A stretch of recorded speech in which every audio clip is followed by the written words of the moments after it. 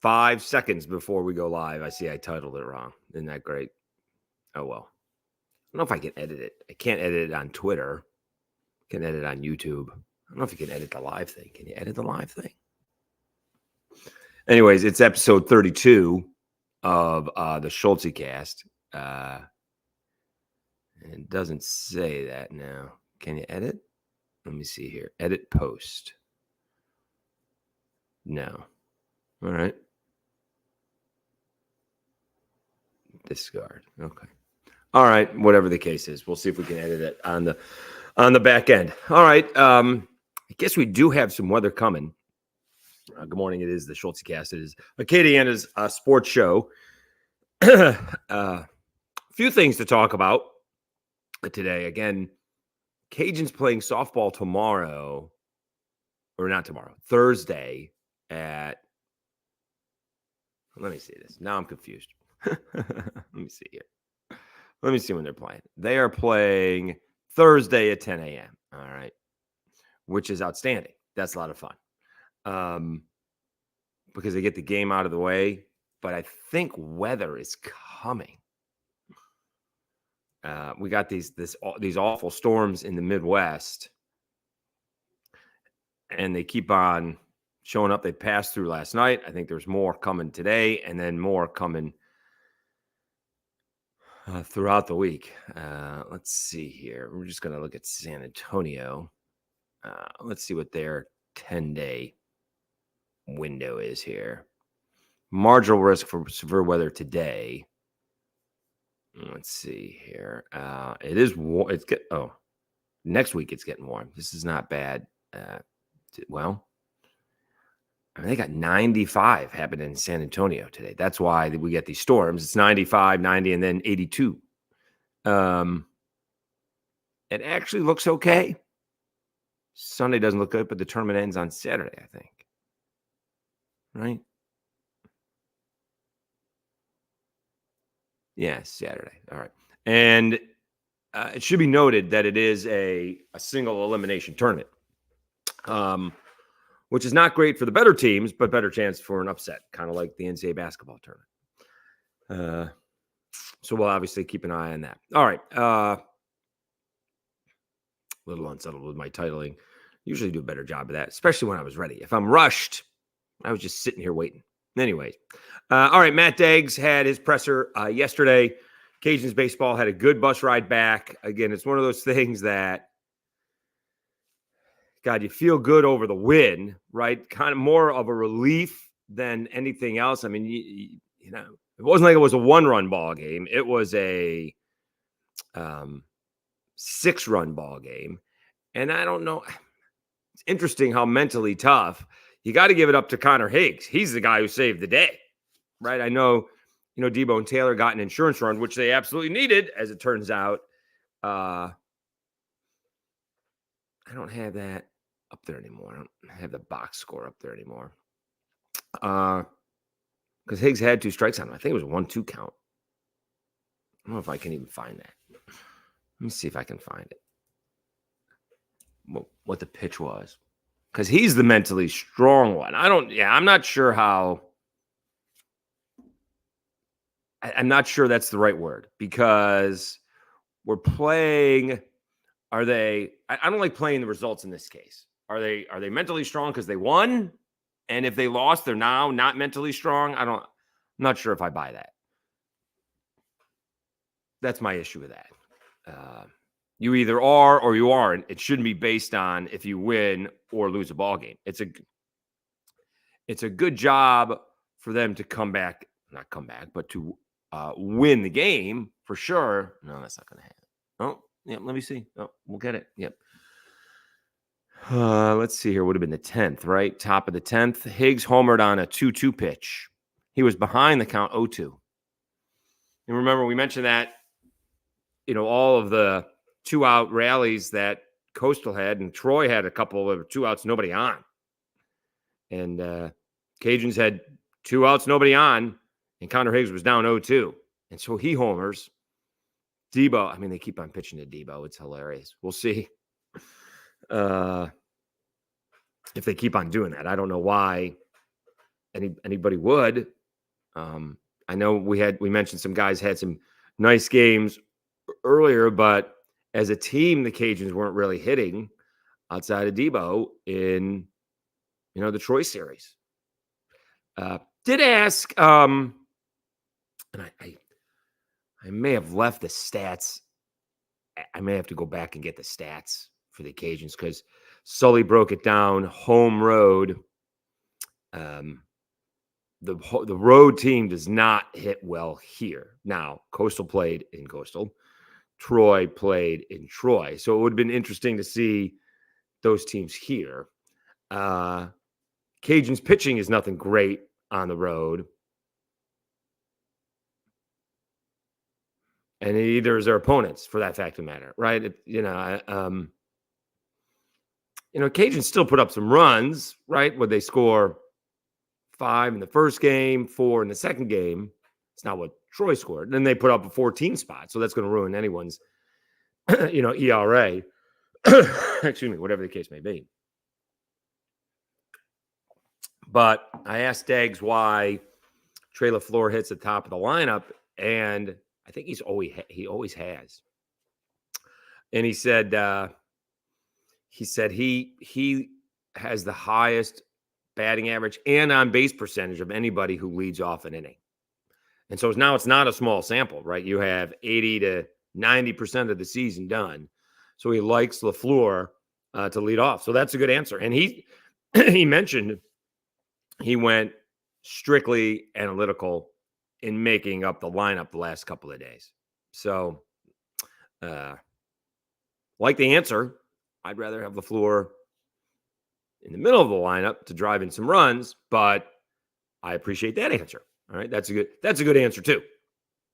It's not some gut feeling, right? Well, I just got a feeling he's better at the top of the lineup. No, it's based on statistics. It's based on analytics. So I would put Taylor back at the top of the lineup. Mandino hasn't seen the field. Can he get Stelly second? DeBarge third. Pastore fourth. We got to get Higgs in there. So somewhere along the way, you're going to have, let me see if we can do this off the top of my head. Somewhere you're going to have lefty is the problem. Yeah, so they go on Sunday, it went lefty, righty, righty, lefty, righty, Broussard right there. So you could change that up, right? If you went, well, Taylor and Mandino are going to be lefty. Well, no. So if you put Taylor at the top, Stelly second, and then DeBarge, and then Taylor. So that is left, right, left. Pastore is right. Then you get Higgs. I mean, you could do Uhas a little higher. So you do Pastore, Amity, Uhas, and then Higgs is hitting at the bottom of the lineup. So no, that's not going to work. So all right, well, I could do it on a piece of paper. I'd have a better shot at it. And then you can get caught up in the whole. I mean, somewhere along the way, a left-hander is going to have to hit it off a left-hander. And he may have hit the home run off a left-hander?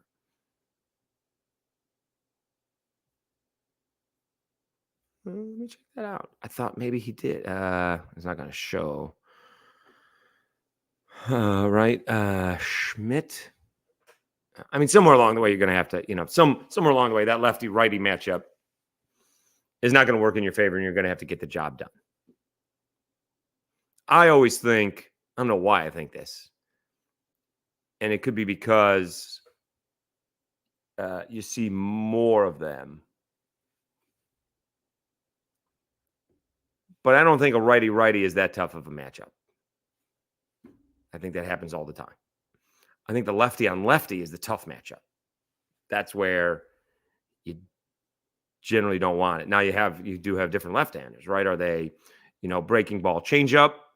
Whereas I was told back in the day, if you have a changeup, the left-handers do a better job of keeping that front shoulder in against left-handers, and so they stay back on the soft stuff and can either, drive a changeup, pull it, or a breaking ball and go the other way.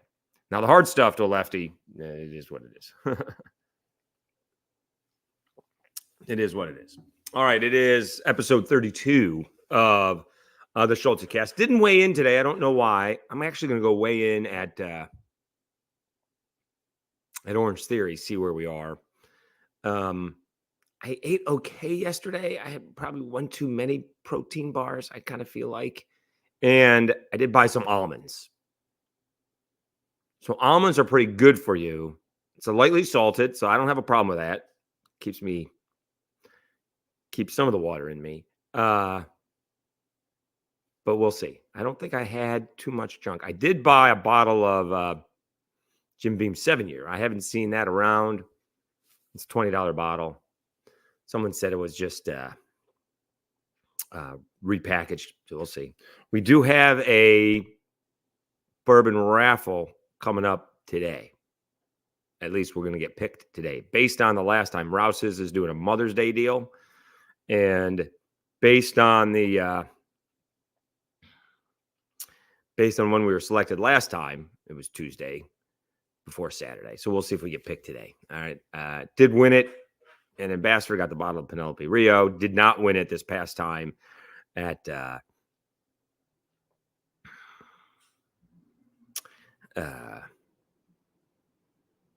New News. And we'll see if we get picked today. All right. I'm feeling better today. My feet feel better. We'll see. Again, Monday's my off day from riding a bike or running. Schedule doesn't work out to go to Orange Theory, and it's just a good day off. All right, Cajuns softball, as we mentioned, going to San Marcos, playing in the tournament at Texas State. The big thing is that Jerry Glasco already thinks they're already hosting. They got an RPI of 12. And he doesn't think that they actually need to win a game. That's changed from Saturday to yesterday. He thinks if they win, they could move up. He thinks if they win the Sun Belt Championship, he doesn't think they'll be 15 or 16. He thinks they could be anywhere from 12 to 14. Thing is, you have all of these teams beating each other in the SEC. That's going to be the problem.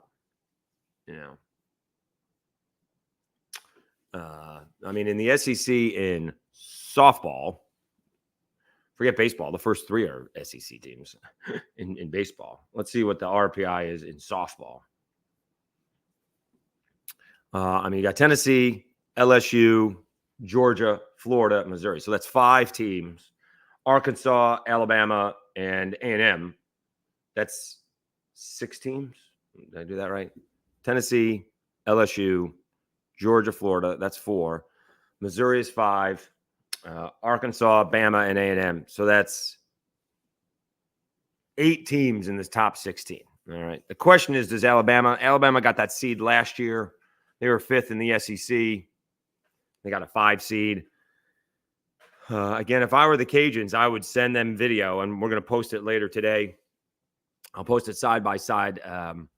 Cajuns did a good job of getting just the fans. They put like a minute video of the fans, and I think that's the best. I think that's the best video for the Cajuns to host, because some of these schools, I don't know about. Arizona's not up there this year. But UCLA going to put anybody in the stands? Does Stanford put anybody in the stands? I could be wrong. I don't know. I know I thought, Arizona's 18th. I've just seen as Arizona, I don't know if it was a baseball or softball game, but nobody was there for a regional. So Let's see. Do we have? You can't do predicted results now, can you? Are they predicting? I mean, that's kind of over. Let me see if they're doing predicted results now.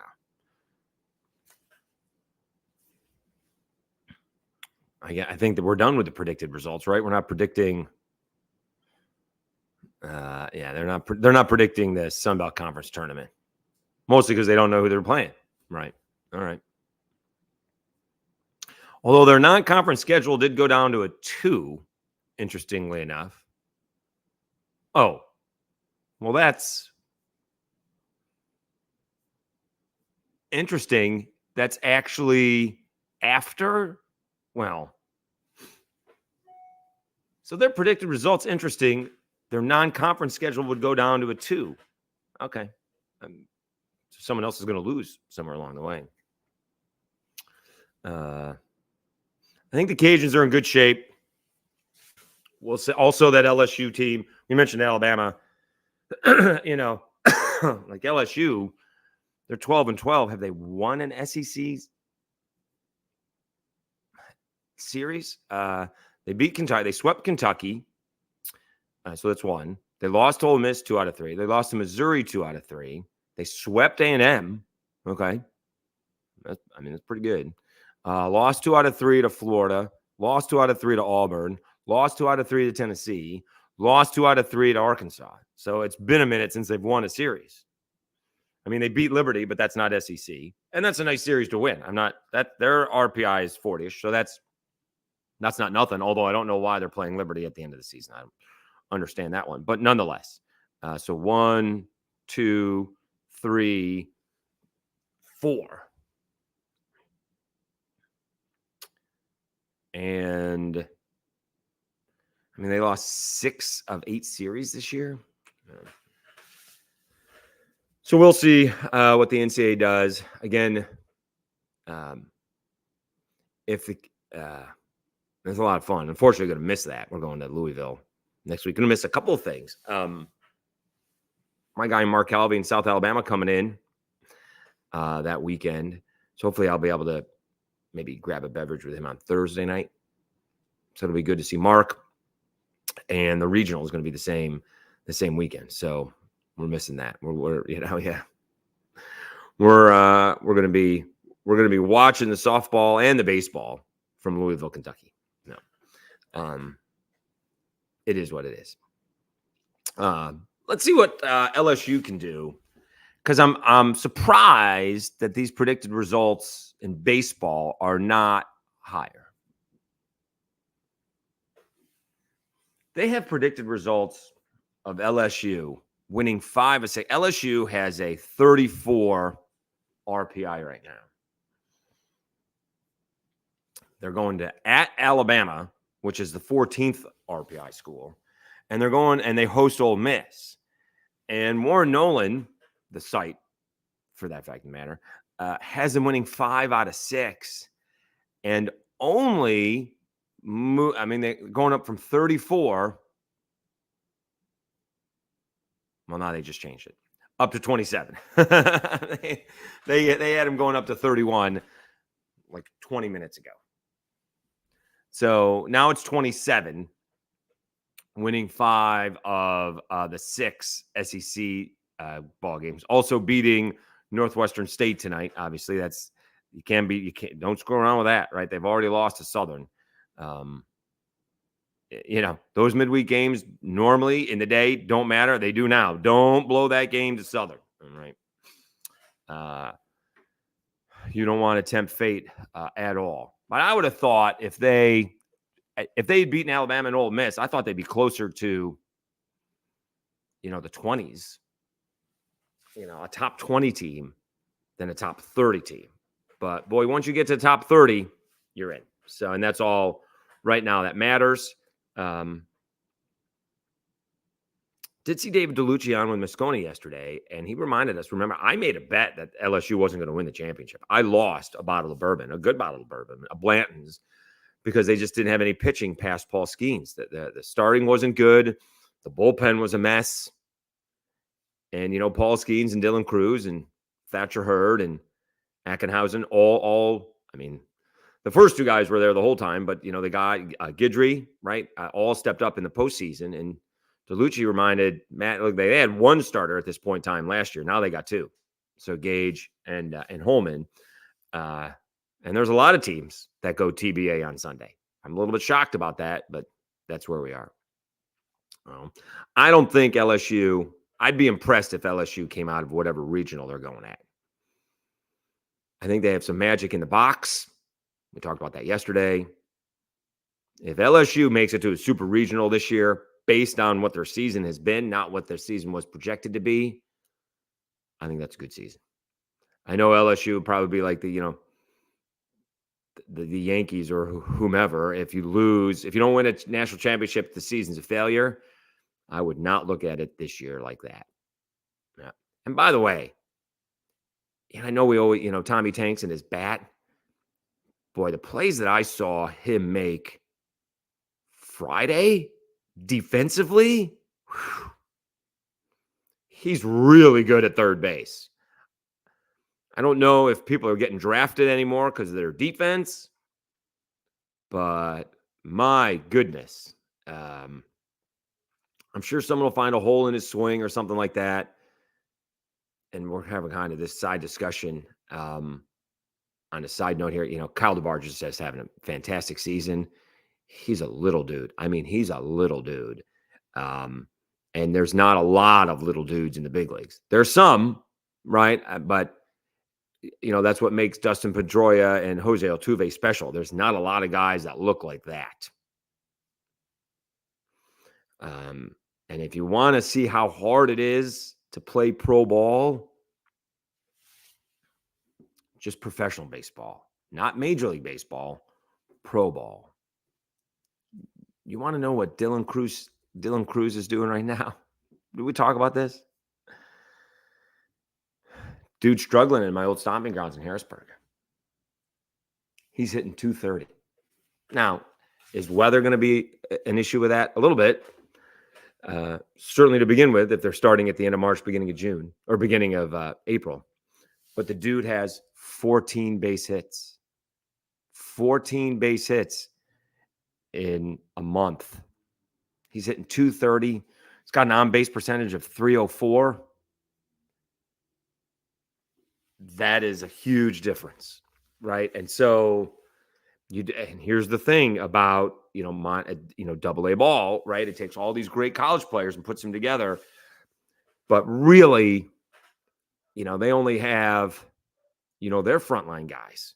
You got a good chance of, facing, by the time you're playing these series, the fourth and fifth starters, if you get them, they're not major league quality. You get through that first part of the bullpen, they're just filling roster spots. He's struggling. I think I did it last year in the first 7 games last year. Dylan Cruz had 13 base hits, and he went 5 for 6 in one game, and he walked like 8 times, something like that. So he was on base like 21 times in the first 7 games last year. He's I don't know what he's walked this year, but he's got 14 base hits. It is pro baseball it's a different animal to try and project. I mean, meanwhile, Paul Skeens, 100 miles an hour is 100 miles an hour. So we're wondering what's taking so long to get him promoted. But I didn't realize Dylan Cruz was all of 5'10".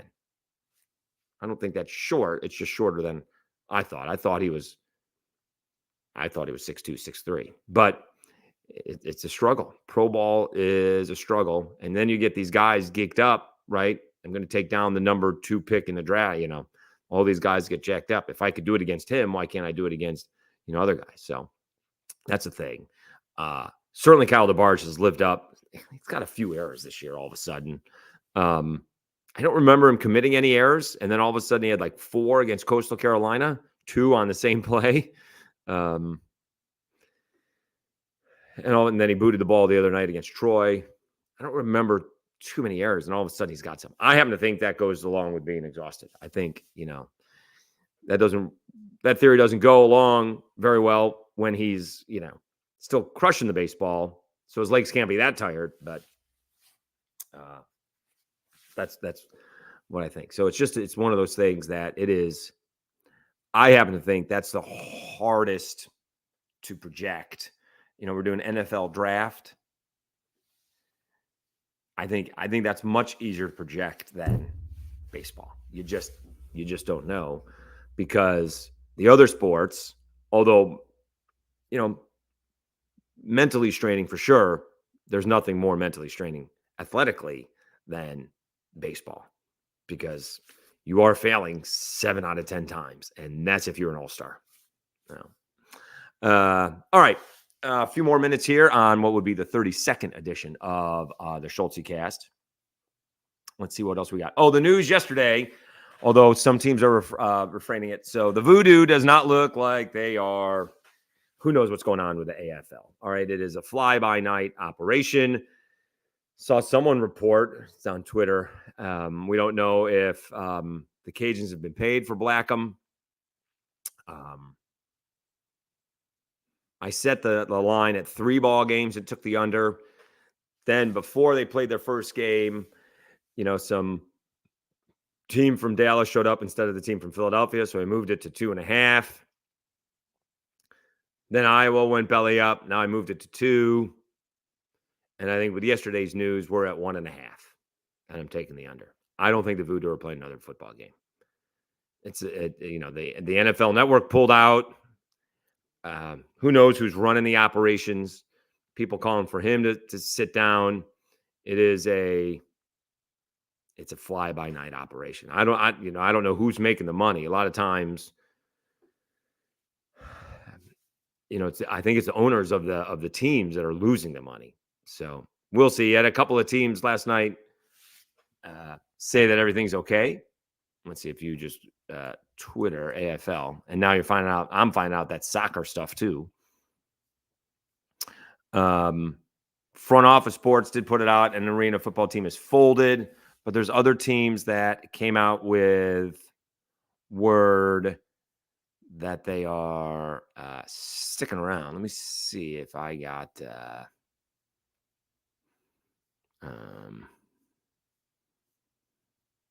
let me see. Got one kid here in town, Luke Miller. Oh, he's in Birmingham. He's posting this. Okay. He posted this the other day. Per multiple sources, the Minnesota Myth players have not received payment or meal vouchers. All right. But then I thought the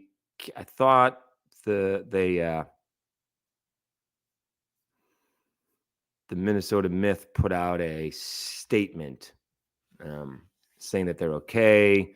Someone in West Texas did the same thing. So we'll see.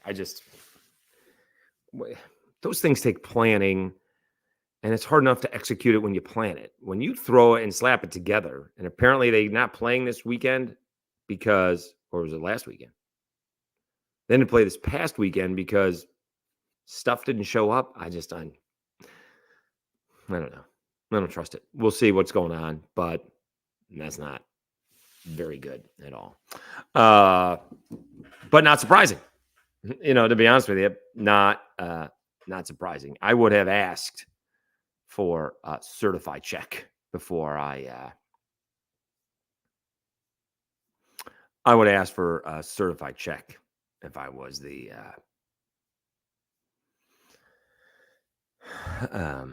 Cajuns. All right, what else do we got here? We NBA playoffs last night. The Knicks with a gift win. It is interesting when we get all the complaints about the Sunbelt officials, and the NBA can't get things right, like the kickballs, right? I mean, NBA refs. I mean, you should be able to replay anything in the last 2 minutes. And it just doesn't look good. It just doesn't. It doesn't look good. My nephew is throwing a conniption. He's going to school in Indianapolis, so now he's a Pacers fan. All right. Turner was called for a legal screen. People don't think it was. Then the kickball was hit by the hands, and Not great. Let's see what it says. Pool report on the kickball violation called on Aaron Nesmith in the fourth quarter of tonight's Pacers game. Upon review, was the kicked ball against Aaron, I guess it's Nesmith, deemed to be correct on the floor. We felt would be a kickball violation. Post-game review did not show that it hit the defender's hand, which would be legal. Oh, okay. Referee Zach Zarba told the pool reporter that the kickball violation call with 52 seconds left wasn't correct and hit Aaron Nesmith's hand instead, but the call wasn't reviewable. I mean, why would you have that? Could the Pacers have been allowed to challenge the call? A kickball violation is not reviewable and not subject to coach's challenge. I mean, the three things that teams can challenge are fouls, goaltends. I mean, that's ridiculous. I understand you don't want to have everything reviewed, but God, in the last 2 minutes, you got to get the calls right. Not that the calls are different, just as important the first 2 minutes, but you got to get the calls right. And I don't know why it can't be reviewable on a play like that. Why, it's not. You get a certain amount of challenges, right? What's the difference what you challenge them on? No one challenges travel, right? You can't challenge that. And that's not great. That's not great. Excuse me. Timberwolves easily over the Nuggets. The Nuggets are befuddled. The Nuggets appear to be done. I mean, I thought that you'd have a shot against Minnesota or OKC if you were the Pelicans. The Nuggets don't have a shot, and that was without Rudy Gobert. Interesting reaction from different people. Doug Gottlieb thought that Rudy Gobert should be there. Remember, Scottie Scheffler went through this, right? So Gobert had a kid, and Scottie Scheffler went through this. And has Scheffler had his kid yet? I don't even know. You better have his kid. You got the PGA Championship coming up next week. Anyway, so Scheffler, the difference would be, Scheffler is, an individual sport. Although don't kid yourself, there's a lot of people who rely on him, including Lafayette's Ted Scott, right? You grab $1 million, or whatever that check is for the Masters, and he's getting a good 10% cut. I thought I saw that Ted Scott's got like 1.2 million. Like he'd be in the top 100 of golfers, what he's already earned, right? It's one thing when you've brought in like $50 million that Scottie Scheffler has and lose out on $1 million check or whatever it is. It's another thing if you're Ted Scott and not quite as much. Although Ted's, for a caddy, he's had a great career. But Rudy Gobert's part of a team.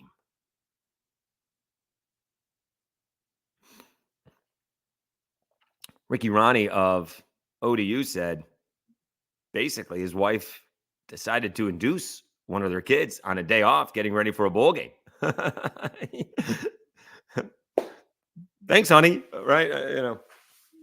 So, but as it turns out, the T-Wolves won without him easily. Like it was a blowout at halftime and it didn't get any better in the second half. So, that's what we got with the Knicks and the Pacers. Good game. Really good game. Tough calls at the end. No problem for Minnesota. Minnesota. So you got the Celtics coming up. You still got Dallas and LA finishing, right? That's still the first round, right? Going a little bit longer. Today on a Tuesday, still going to Orange Theory this morning. Let me see what we got here. NBA scores.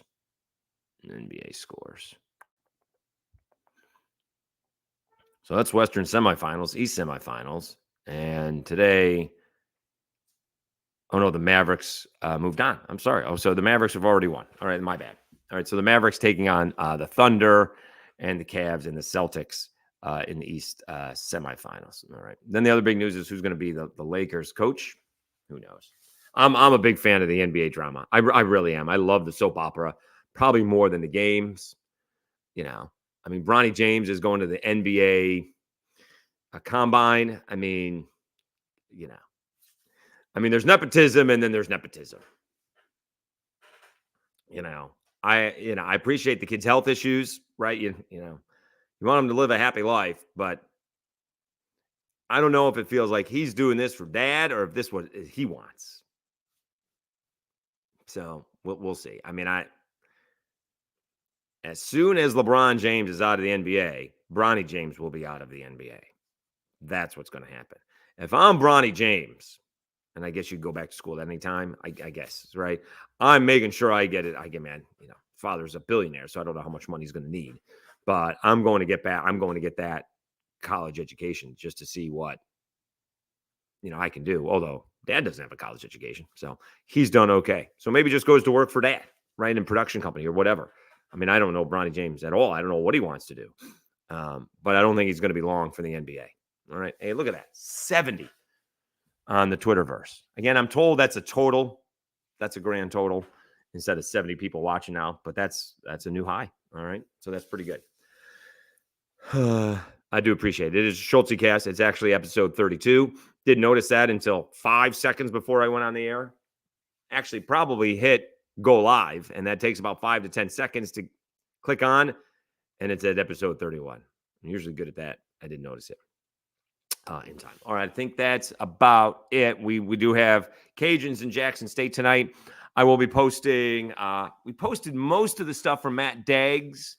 He may have had one thing about hitting compared to good pitching. And so we got Cajuns Jackson State tonight. Also going to post the Jerry Glasco stuff from yesterday. So that was pretty good, especially how he thinks they should host. And again, send out that video from the LSU game. 2,500. It'll be full. It'll be packed house. It'll look great on TV. The Cajuns should host. If you don't think that should be part of it, it absolutely should. Some of those Pac-12 teams do not draw the way the Cajuns would draw. All right. It's not the worst of all things if you can line up the Cajuns and LSU for the Super Regional. That'd be fun. That would be fun. All right. Thanks so much for tuning in. I'm going to actually go weigh myself before this Orange Theory class. We'll see where we are. I don't feel like I lost any weight yesterday, but again, I didn't. You have a couple handfuls of almonds. I don't think I had any candy yesterday. Oh, I did. Yeah, probably more than I'm allowing on. A little bit. And almonds aren't bad, but almonds are a little fattening. So they're supposed to fill you up. I don't know. They're supposed to fill you up. So again, I did the 3 sets of 4 pull-ups. Those were good. And I thought I should be a little bit more sore today, changing the workout, but I'm not. That's interesting. So maybe go a little heavier tomorrow when we lift again. All right, everybody have a great day. We'll find out midday if I got in the bourbon raffle, which I will brag about or cry about tomorrow. Thanks very much for tuning in to Schultzycast. Please like and subscribe on YouTube and share it on Facebook. Really appreciate it. It's 73. We're continuing to grow. Do appreciate it. Thanks so much. Have a great day, everybody. We'll talk to you again on Wednesday morning.